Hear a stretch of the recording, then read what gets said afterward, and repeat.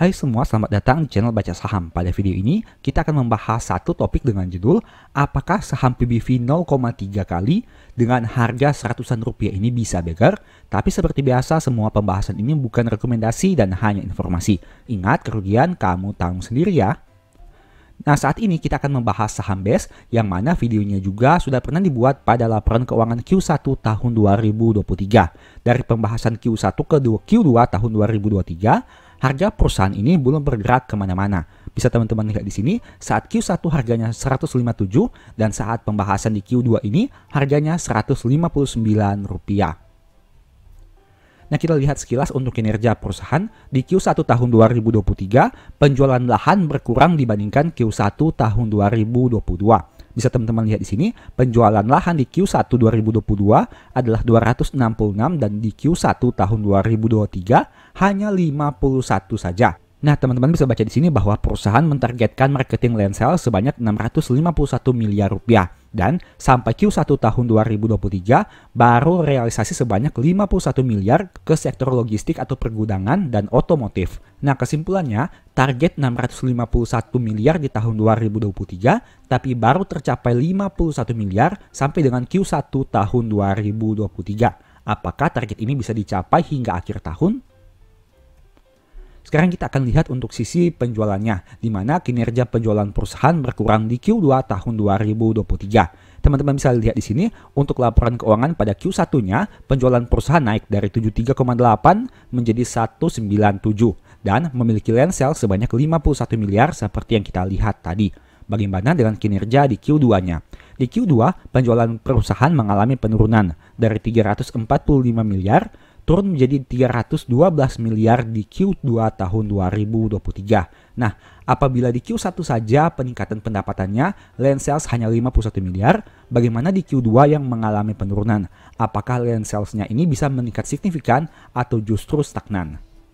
Sekarang kita akan lihat komposisi dari laba perusahaan. Teman-teman bisa lihat di sini ada satu pendapatan yang mencolok, yaitu pendapatan lain-lain sebanyak 65,7 miliar rupiah. Jika teman-teman lihat untuk total pendapatan lain-lainnya ini memiliki kontribusi sekitar 21% dari total pendapatan sebanyak 312 miliar rupiah.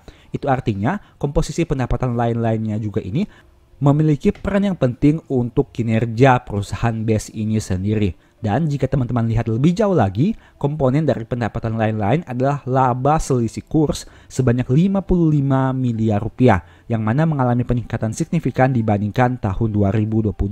Ini merupakan suatu catatan khusus apabila teman-teman ingin menganalisa saham BES ini, karena ada komponen laba selisih kurs yang cukup dominan dari laporan laba ruginya. Sekarang kita akan lihat kinerja keuangan perusahaan dalam jangka panjang. Bisa teman-teman lihat di sini, kinerjanya cukup fluktuatif, baik itu dari aspek penjualan maupun dari aspek laba atau rugi bersihnya. Teman-teman bisa lihat bahkan pada tahun 2000 dan 2021 perusahaan sempat mencetak kerugian, meskipun perusahaan masih bisa mencetak penjualan dalam 2 tahun tersebut. Sekarang kita akan lihat dari komponen likuiditasnya, rasio dari perusahaan masih aman. Teman-teman bisa lihat di sini untuk komposisi dari pinjaman bank dan total ekuitasnya, pinjaman bank jauh lebih kecil dibandingkan total ekuitas yang mereka miliki. Sehingga dari perusahaan pada saat video ini dibuat hanya 34,8% saja. Tapi ingat, total pinjaman banknya lebih besar dibanding saldo kas dan setara kas perusahaan. Bisa teman-teman lihat di sini untuk saldo kas dan setara kas yang berwarna abu-abu dengan nominal 668 ini jauh lebih kecil dibandingkan total pinjaman bank dengan nominal 1.515 di tahun 2023 khususnya pada Q1-nya. Itu artinya perusahaan ini masih butuh sumber dana yang lain di luar kas dan ekuivalen kas apabila ingin melunasi seluruh pinjaman bank yang mereka miliki, dan itu tentu saja belum bisa dikatakan 100% aman. Kemudian kita akan lihat untuk 3 fokus utama perusahaan di tahun 2023 akankah tercapai, yang mana pertama, target penjualan lahan sebanyak 651 miliar seperti yang sudah kita bahas tadi. Fokus kedua yaitu pengembangan BEVA Digital Town. Dan fokus ketiga, pertumbuhan recurring income yang stabil. Tentunya teman-teman juga harus lihat bahwa ada komponen selisih kurs yang cukup besar terhadap pencapaian laba perusahaan dan perusahaan mengalami penurunan kinerja dari aspek pendapatannya.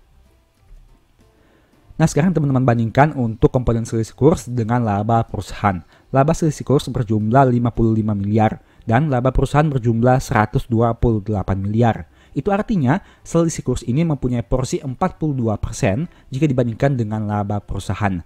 Yang mana berarti komponen selisih kurs ini punya porsi yang besar dan mempengaruhi kinerja laba saham BES ini di tahun 2023. Kemudian kita bahas dari aspek probabilitasnya. Probabilitas terendah saham BES ada di awal tahun. Bisa teman-teman lihat di sini, bahkan pada bulan Maret saham ini tidak pernah mengalami peningkatan dalam 5 tahun terakhir. Dan pada bulan Januari hingga Maret, biasanya saham ini mengalami penurunan yang cukup signifikan dari aspek harga sahamnya. Kemudian dari aspek historical PBV, secara historical PBV-nya sudah tinggi. Jika tertarik, teman-teman bisa menunggu di angka Rp120 per lembar sahamnya. Bisa dilihat di sini rata-rata dalam 3 tahun terakhir PBV-nya adalah 0,32 kali dan saat video ini dibuat diperdagangkan di atas rata-rata PBV-nya. Meski begitu dengan harga 159 saham ini dijual masih lebih murah dibandingkan modal buku per lembar sahamnya dengan angka Rp461. Nah, kita lihat untuk kinerja harga sahamnya. Harga saham sampai dengan Q2 tahun 2023 naik terlalu tinggi dengan nominal 19,5% atau dalam 3 tahun naik 52%. Jika teman-teman bandingkan dengan kinerja yang dicapai sehingga rawan untuk koreksi harga. Jadi kesimpulannya, menurut saya pribadi, harga pada saat video ini dibuat sudah lebih tinggi dibandingkan peningkatan kinerja perusahaan. Sehingga teman-teman harus waspada apabila terjadi penurunan harga. Nah, demikianlah pembahasan singkat saham BES pada Q2 tahun 2023. Selalu ingat bahwa video ini bukan rekomendasi dan hanya edukasi. Segala risiko kerugian menjadi tanggung jawab kamu sendiri. Sebagai informasi, berikut ini beberapa list e-book baca saham.